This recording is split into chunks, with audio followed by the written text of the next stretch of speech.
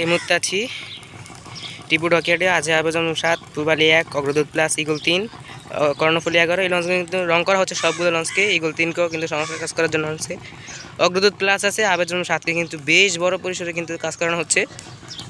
হচ্ছে পূবালি 1, এটা হচ্ছে তাসিফ 4ও কিন্তু আছে এখানে। আছে যে টিপু 6, টিপু 6কেও কিন্তু যদি সার্ভিসে আসে তাহলে দেখবেন, না হলে দেখবেন না। এটা হচ্ছে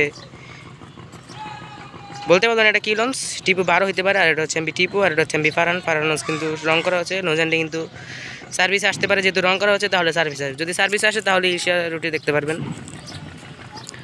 পিছনে আরও লঞ্চ আছে, টিপু 14 আছে।